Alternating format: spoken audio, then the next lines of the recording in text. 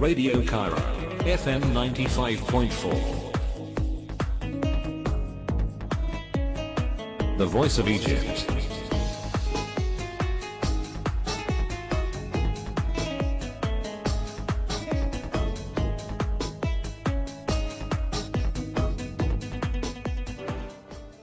It's 4 o'clock and this is Radio Cairo. Time for World of Info.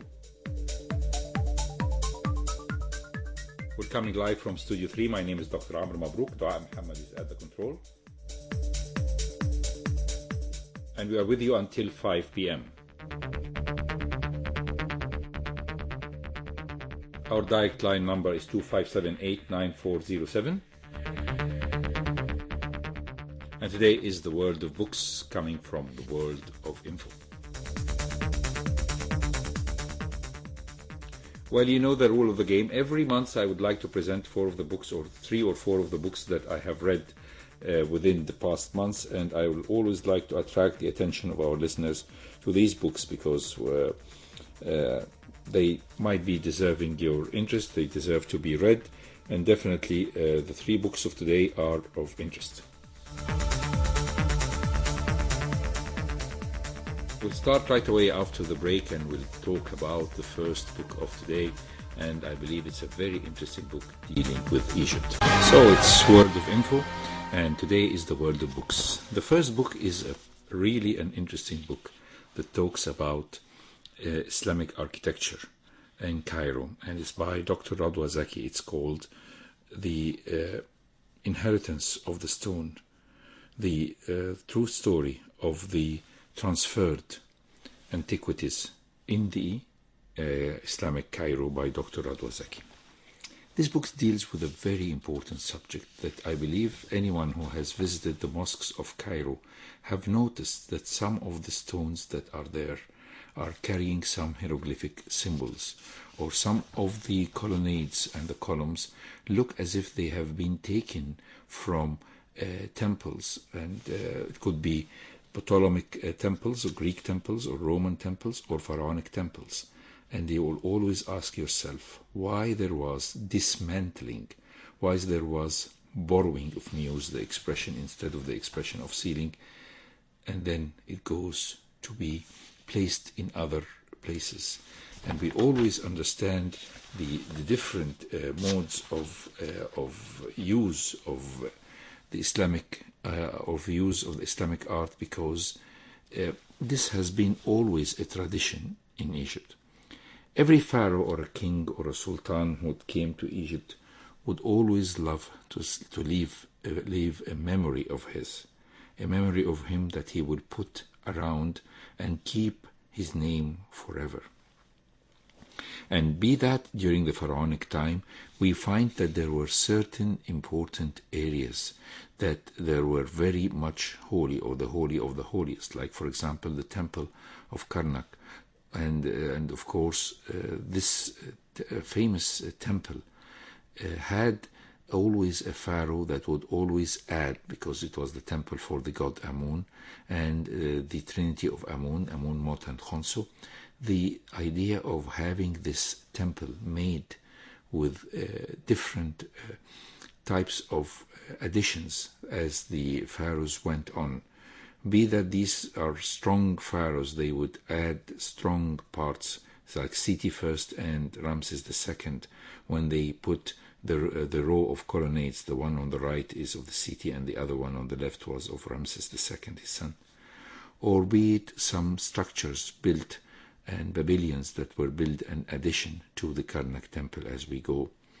Or even if these temples are scattered along the valley, giving a memory of a king or of a pharaoh who left his trace, trying to become immortal as the gods that he worshipped, and even become equal to them, like Ramses II when he put his temple of Abu Simbel, where Ramses II is shown as a god himself, and even not wearing the famous slippers of a human being, and sitting beside the gods.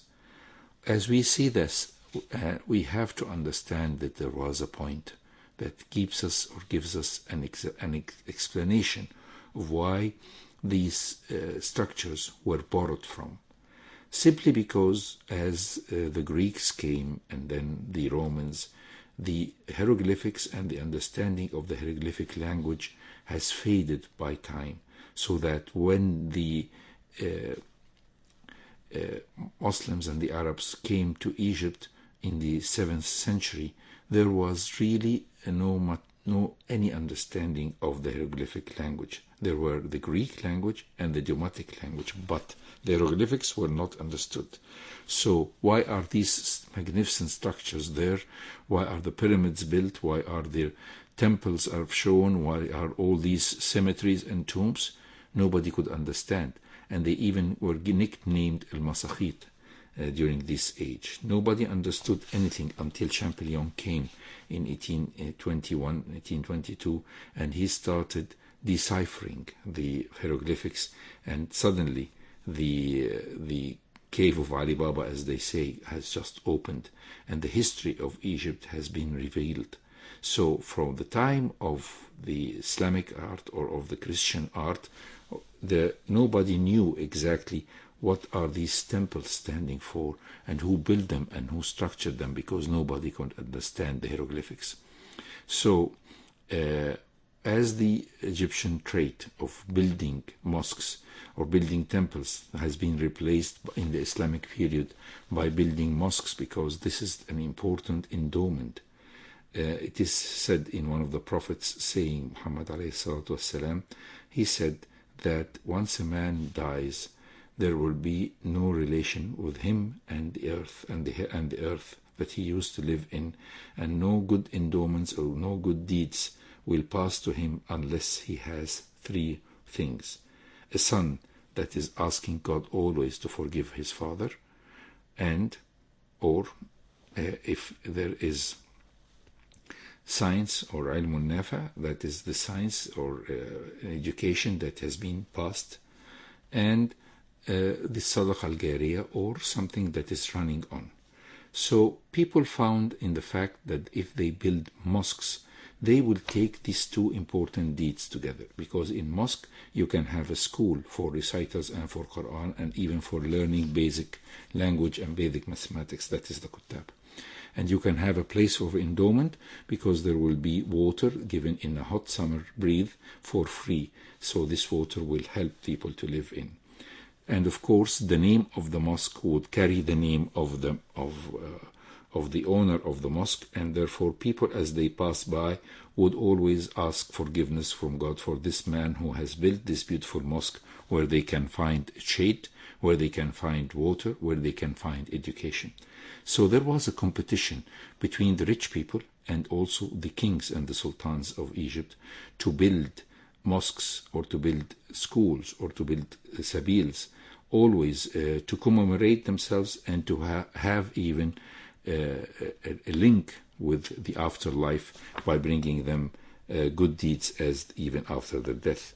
And some of these kings and sultans were even had the giving sense of kindness, like for example Qalawun, who attached not only a school and a sabil to his mosque, but he also attached a hospital that is still working up till today, since 1282. So we can see from this perspective that there has been a sort of edge of building. People are building structures as fast as they can. People are trying to find raw material to satisfy the needs of the builders. And the great builders were not just in the Mamluk period, but they have been there even during the Tulunid period, during the Fatimid period, and during the Abbasid period. Everybody was trying to build a structure, especially the religious structures that maintained, while some of the palaces and some of the houses of these rich people have disappeared. A lot of the mosques are still living. And in order to build the mosques or to build the structures, you need raw material, you need quarries to get the stones from. You need marble, or of course you need granite to build these structures and pillars. So how can you get all these pillars and how can you get all these structures, and do you have the real time? when we know that, for example, that were almost in the on the 400 years or so of the Mamluk period, there were almost about 25 or even more than almost 40 people who have ruled Egypt, and their period of ruling was very short, and they knew that they were really short-time lived kings and sultans. So they always wanted to hurry up the building structures. They wanted the structures to be built rapidly, as rapid as possible. So sometimes to get that, you need to borrow from the structures that are really existing, especially the structures that are near to Cairo. And therefore you can get from their pillars, you can get from their stones, you can get from their structures to build your mosque or your place. And always when you do this, you actually don't feel that you are stealing something from anybody, because what you are taking, you really don't understand who has built it, you don't know the history of it. And so this went on for years and years, and should we say centuries. So after the break, we'll tell you more about these mosques and these places. So still listening into the world of info, and today is the world of books, and it's our way or my way. So we'll talk about, not about Frank Sinatra, but about why the Egyptians found it easier to get things from where they're nearby, to build their structures and to build their immortal structures by borrowing, if we use the expression. But this habit, before we go into the Mamluks period and the Fatimid period, we have to go back further to even during the Pharaonic period. And one of the kings of the Middle Kingdom, and that is the King Merikara in the Middle Kingdom, has really given a piece of advice to his students and to his wisdom, as a piece of wisdom, said, "Do not spoil the antiquities of others. Go and get your own stones from the different quarries. Don't build your tomb or your temple from other places. Use what is made for you specially." And there has been laws during the Pharaonic Egypt period that anyone who is discovered stealing some of the stones or the structures, or trying to borrow or take theft from all these structures, will be having his hands cut or amputated. So this happened during this period of the Pharaonic period, and still it was not able to protect them. And of course we have seen the revenge when, for example, Hatshepsut, who wanted to empower herself with building her structures, when Thutmose III, her rival, came to power, he demolished part of the structures built by his predecessor, and even he has covered the obelisk of Hatshepsut by walls to prevent it from sharing in the worship of the gods at that time. And of course, some of the pyramids had old structures inside of them, and from this was not just borrowing, but just to show the legitimacy of the king by having structures from other periods put in his places. And what we have discovered recently, the Egyptologists, in the different pavilions of the Karnak temple, where they found inside of them buried a lot of old structures and statues, even that were used in building of these pavilions.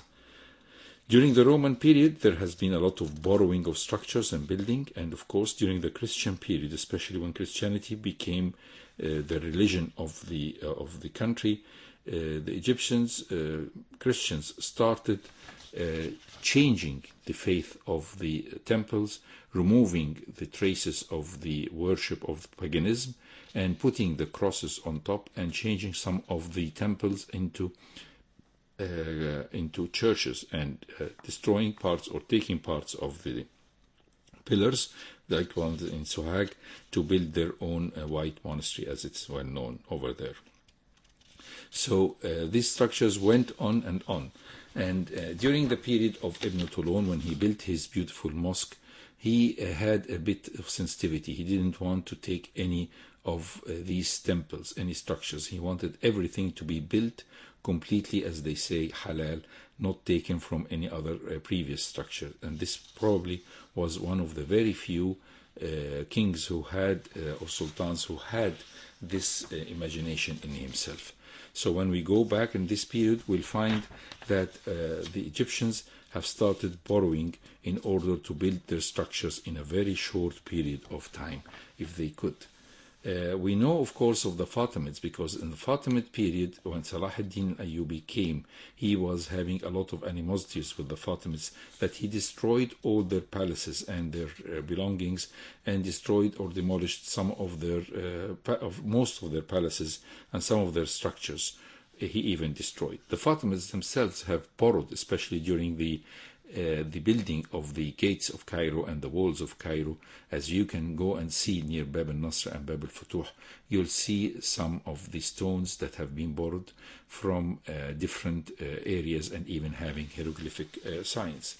As we go, we can find that during the Mamluks period, this is one of this lasted from 1250 until 1517. This has seen, or 1516, this has seen the greatest building fever of mosques and places and schools. And of course, in that time, this competition needed that they need to have a lot of structures borrowed from area of different areas.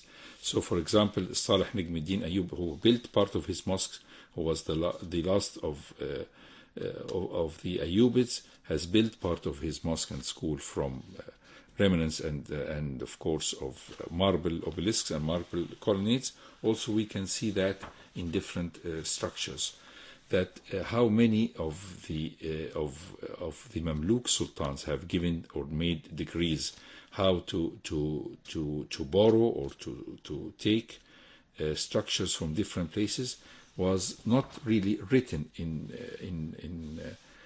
the books, but definitely has been given us a lot of ideas over it. So it is well known, for example, that the Sultan al-Ghuri, one of the last Mamluks, has destroyed and demolished a lot of other structures that were around in order to build his magnificent mosque and mausoleum and Wukala of al-Ghuri. So as we go on, we can find structures that are built and are borrowed. And by the time these structures became antiquity. So, for example, when you go to a mosque of one of the greatest mosques of Egypt, Sultan Hassan Mosque, as you step inside the gate and go upstairs, and you go to the left to the beautiful S-shaped route that will take you to the courtyard of the mosque, you'll find yourself crossing one of the steps that has a pharaonic relief drawn on it. Remember that when you go and visit Sultan Hassan, and you will understand how many of the ancient pharaonic and ancient structures have been transferred from one place to another, but at last, or at least, it was in Egypt. An interesting book that is full of pictures and demonstrations talking about different pillars and different movements, I think deserves to be read. It's called The Heritage of Stone by Dr. Radwa Zaki. Another interesting book to be read about Egypt. You're still listening to the World of Info, and today is the World of Books coming live from Studio 3.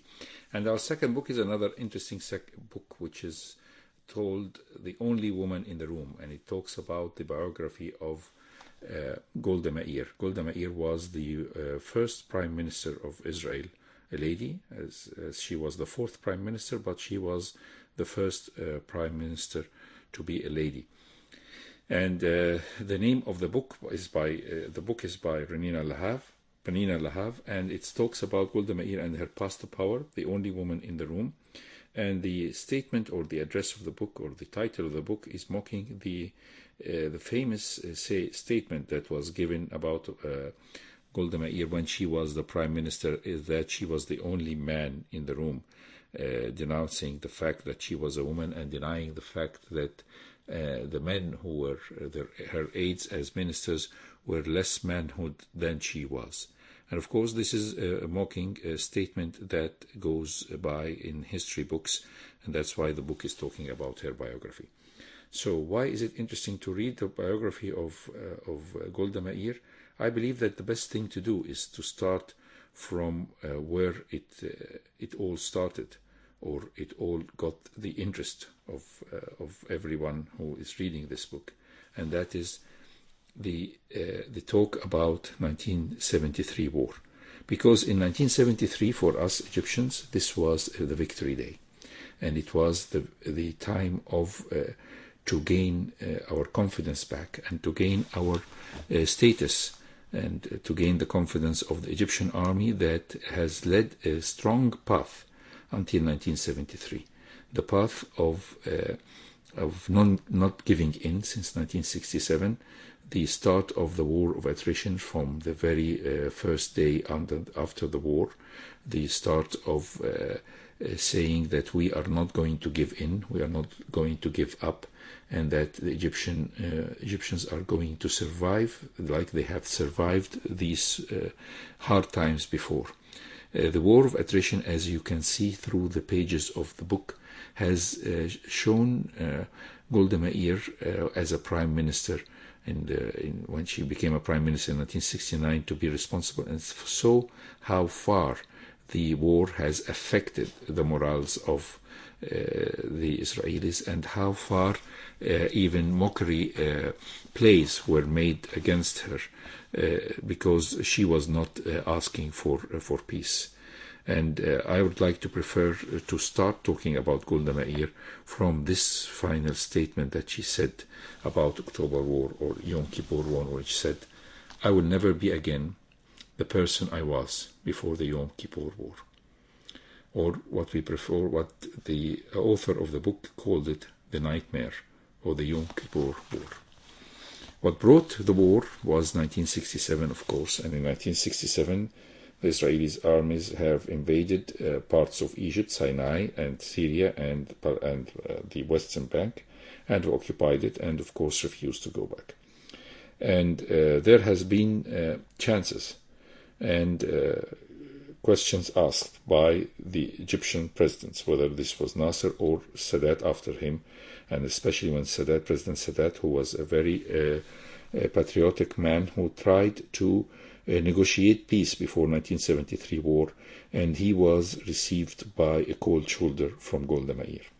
And perhaps one of, as the writer of the book is mentioning, one of the most important points that she was accused of after 1973 is that she could have prevented the war, because, as the writer has said, the war has costed, and this is their words, 2,500 deaths and 7,500 wounded, and other numbers. These are the official numbers, but a lot of people say that the numbers are more than this.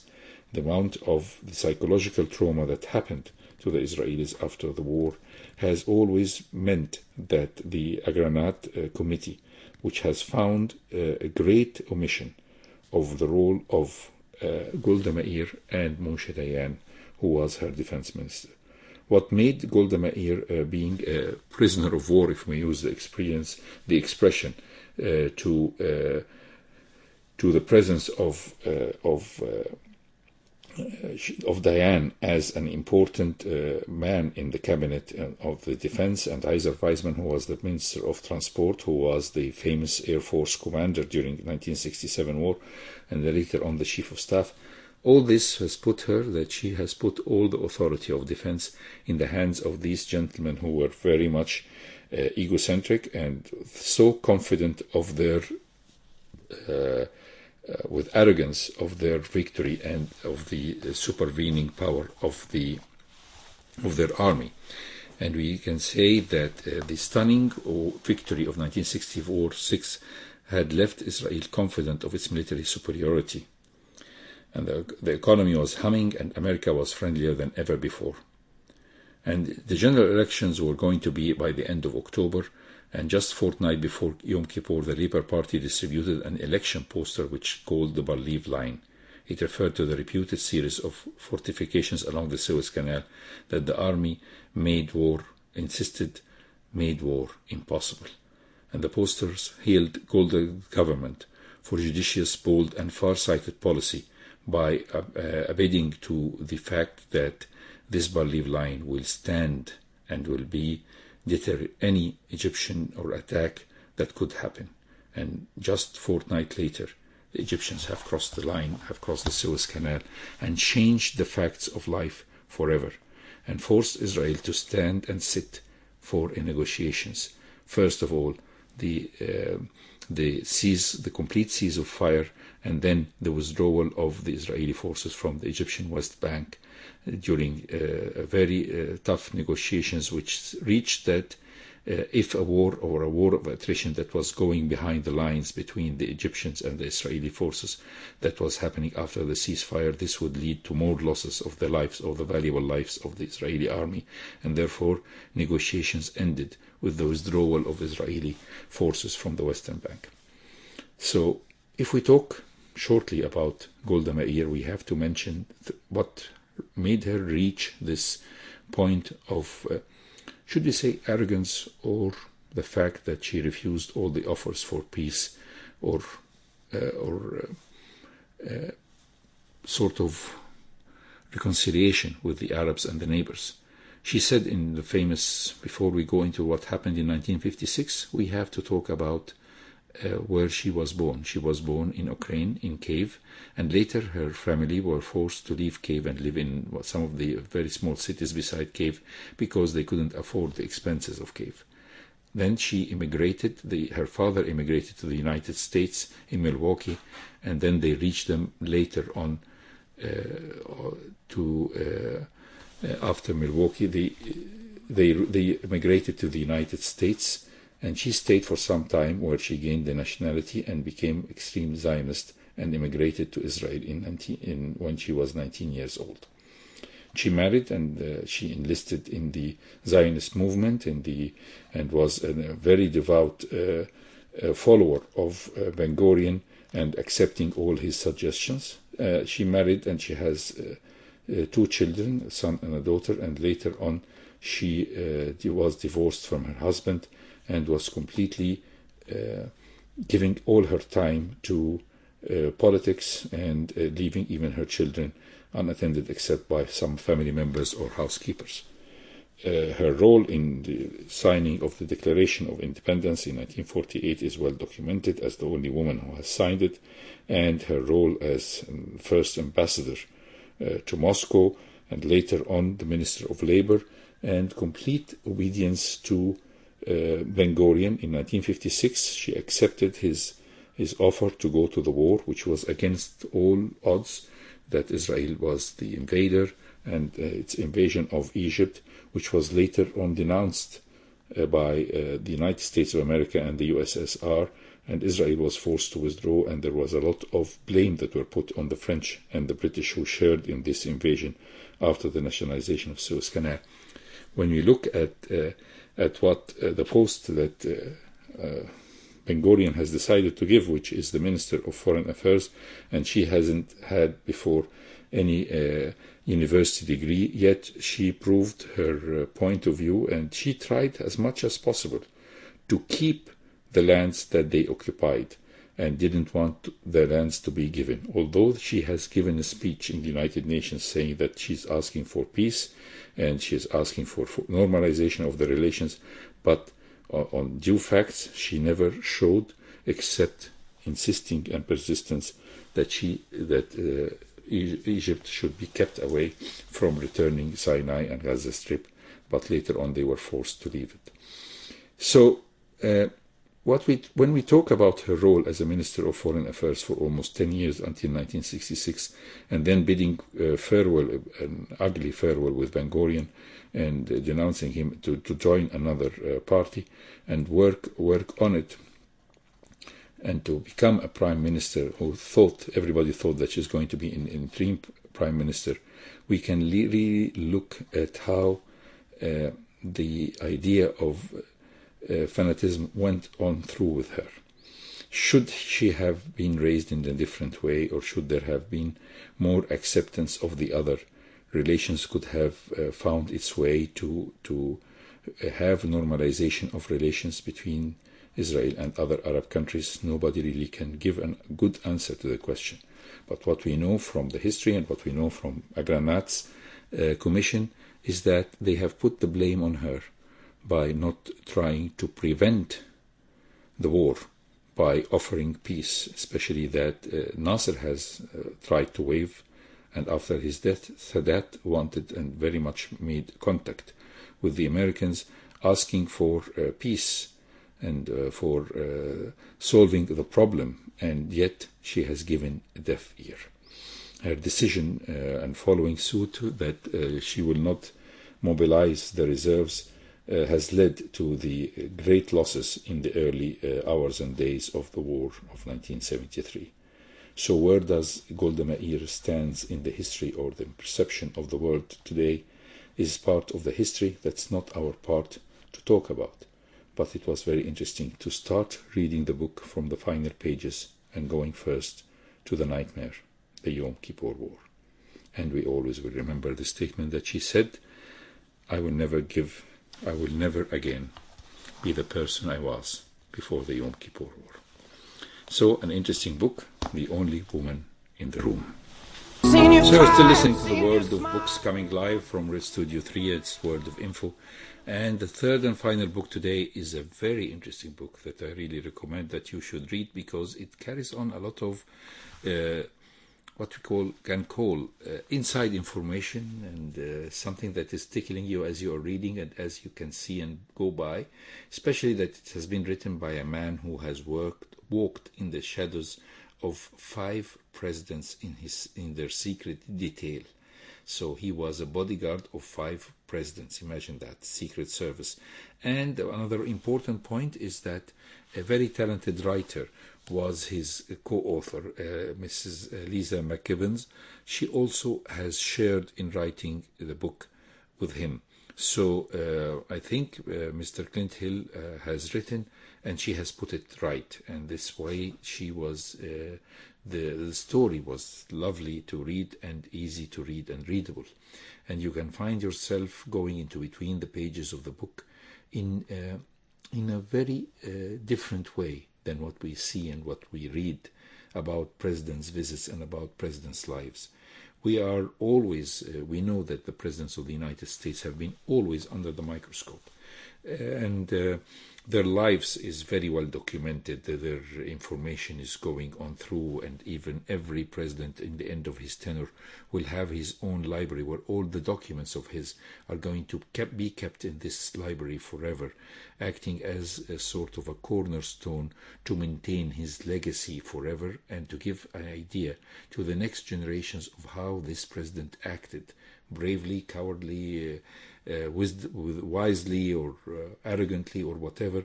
Everything is written, everything is documented. But to read from the other perspective, from the people that we see always in the back, holding the back of the president, we can see always, any American president will see somebody walking in his shadow. And this is number one, or the main security detail leader. And he has 3 or 4 or 5 or 10 or even hundreds to support him. But there is also number one who is behind him, or is sitting in the first seat, who is communicating, who is coordinating with the whole visit. And this is a member of the Secret Service.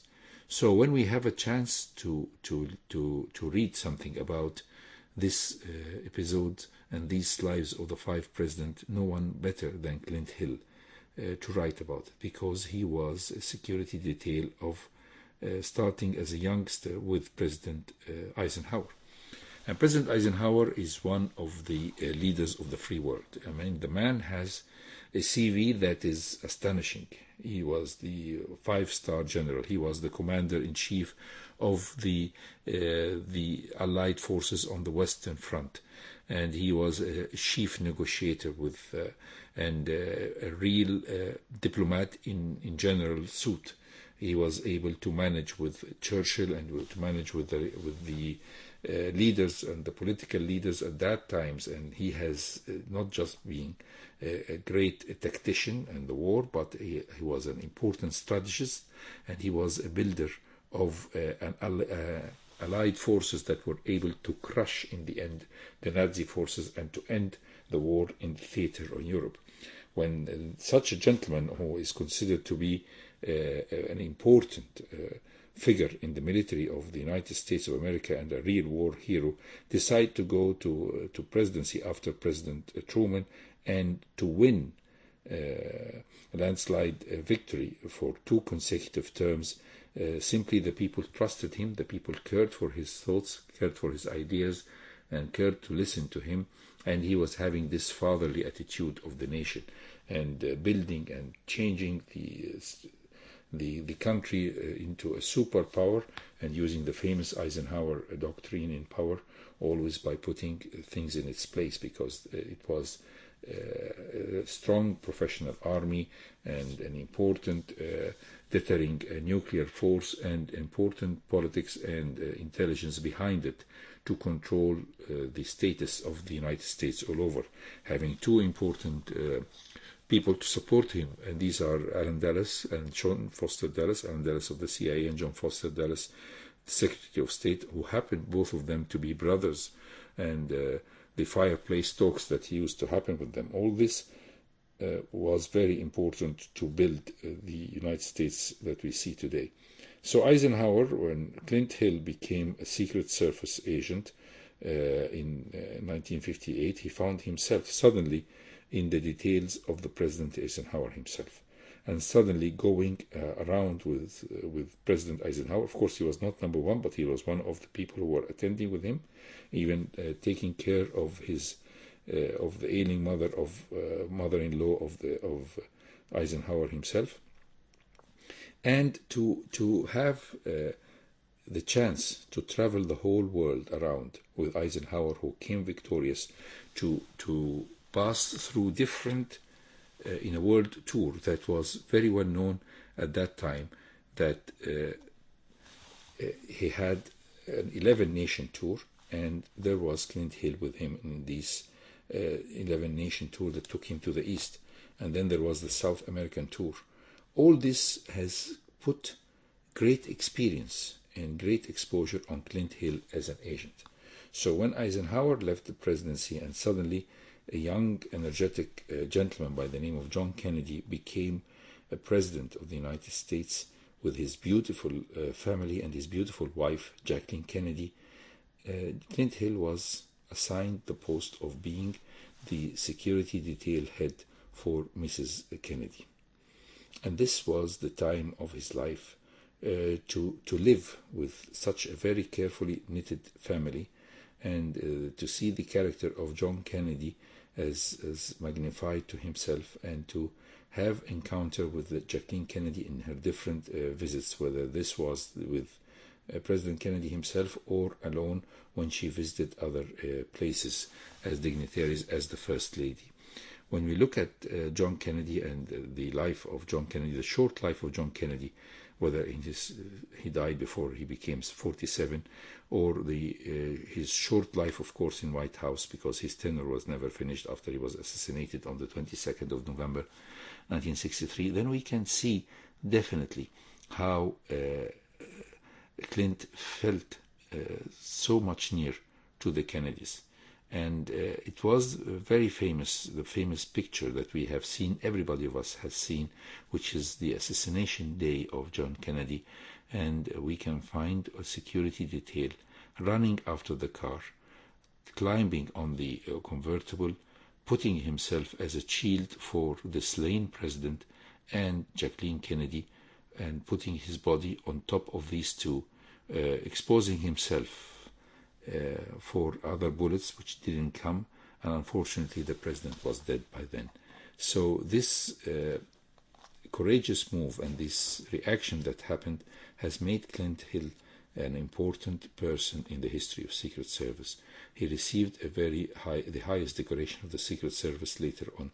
But he emphasized a very important point, is that all through this period, the act has been always seen in his life.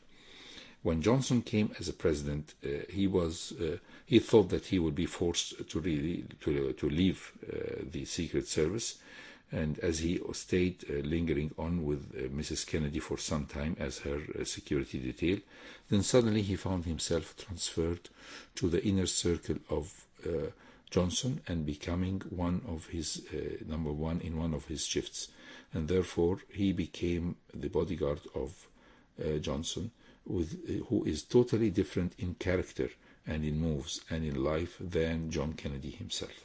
And his life with Johnson was going on and off when Johnson was always traveling to Dallas, to Texas, to live part of his time in his ranch over there, and how he had the impulse to leave and go and things like that. All this has really put a lot of stress on the times and lives of Clint Hill.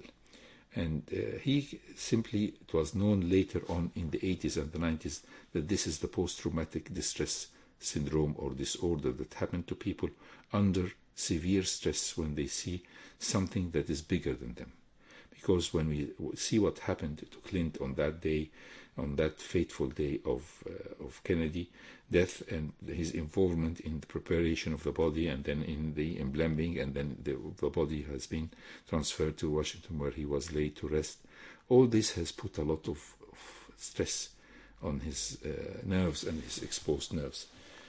And his living on the fast lane with Johnson and later on with Nixon as a detail of Spiro Agnew, the vice president, and later on responsible as acting as assistant director of the Secret Service during the final days of Nixon and the tenure of Ford, has forced Clint Hill to retire from the service at the early age of 43 or 42, because at that period of time he was completely worn down by the stressful years that he lived with these presidents and these consecutive presidents.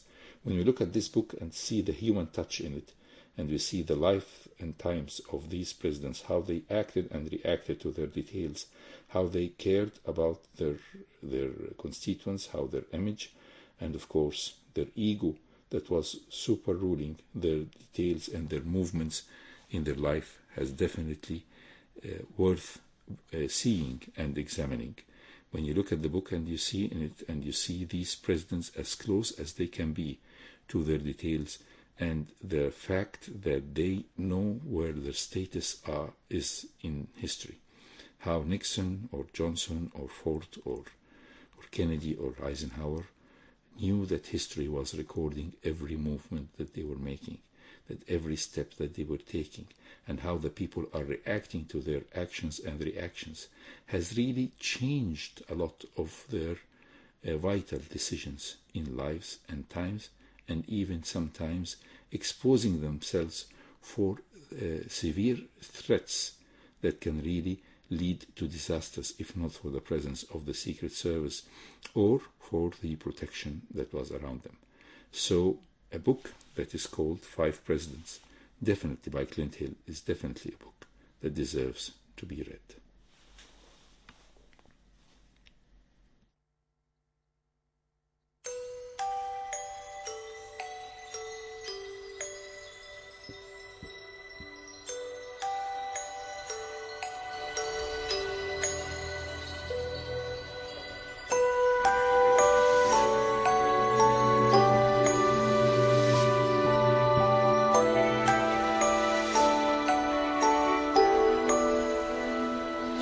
So today is the world of info, and today was the world of books. Today we presented 3 books that deserve to be read. The Heritage of the Stone, the story of the transferred antiquities by Dr. Radwa Zaki. The Only Woman in the Room by Penina Lahav, about Golda Meir. And the 3rd book by Clint Hill and Lisa McKibben, that is 5 Presidents. 3 books that deserve to be read, to talk about and to listen, and maybe to share the info and to share the feedback. And today was the world of info, world of books. My name is Dr. Amr MABROUK. I'm looking forward to see you next time, same station from Radio Cairo. Stay tuned always to Radio Cairo and have a very pleasant weekend.